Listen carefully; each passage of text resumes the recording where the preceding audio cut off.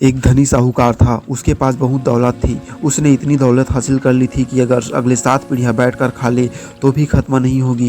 फिर भी यह अमीर आदमी तभी भी खुश नहीं था। उसके मन में कुछ ऐसा था कि वह रात भर व्याकुल रहता और सो नहीं पाता था, इसलिए वह सच्चे सुख से वंचित रह गया।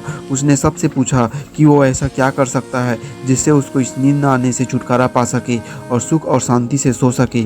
किसी ने उसे कहा कि संतों की शरण में जाओ तो संत आपको इससे बचाएंगे। तो वह धनी संतों की तलाश में गया। रास्ते में एक साधु महाराज एक पेड़ के नीचे बैठे थे। धनी व्यक्ति ने उनका अभिवादन किया और कहा, गुरुजी, मेरे पास किसी वस्तु की कोई कमी नहीं है। अगली 7 पीढ़ियाँ बैठकर बिना काम किए आराम से खा पाएगी। फिर भी मैं खुश नहीं हूँ क्योंकि एक व्याकुलता मुझे सोने नहीं देती। साधु महाराज ने कहा, पहले बता कि परेशानी क्या है, फिर उससे कैसे छुटकारा पाया जाए वह तुझे मैं बताता हूँ। अमीर आदमी ने कहा, एक परेशानी है और परेशानी यह है कि मेरी 8वीं पीढ़ी का क्या होगा, क्योंकि यह धन 7 पीढ़ियों के लिए पर्याप्त है। जो मैंने अर्जित किया है सिर्फ चिंता 8वीं पीढ़ी ही है। साधु महाराज मुस्कुराए और बोले, चिंता मत करो, मैं तुम्हें इस परेशानी से बचा लूँगा। साधु ने उसे 1 किलो चावल की पोटली दी और कहा कि उस पहाड़ पर एक बुढ़िया एक कुटिया में रहती है, उसको चावल देकर आ जा, मैं तुम्हें तुम्हारे भ्रम से मुक्त करता हूँ। अमीर आदमी चावल लेकर बुढ़िया की कुटिया में आ गया।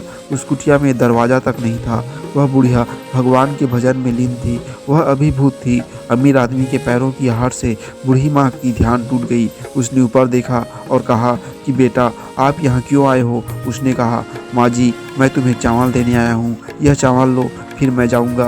बूढ़ी माँ ने कहा कि मैंने आपको चावल लाने के लिए कहा था क्या आपके सामने हाथ फैलाया था? नहीं ना, फिर चावल क्यों लाए? यह पोटली उठाओ और जाओ। फिर अमीर आदमी ने कहा, मुझे उस पेड़ के नीचे बैठे साधु ने भेजा है, इसलिए मैं आया हूँ।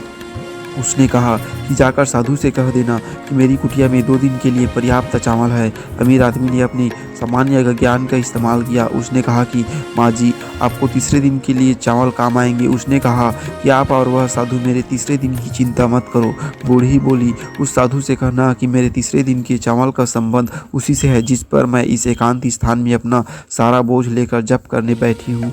यह सुनकर अमीर आदमी पोटली लेकर वापस आ गया। साधु के सामने पोटली रखकर चला गया। साधु ने उसे पुकारा, अरे वो सज्जन, तुम समस्या लेकर आए हो है ना?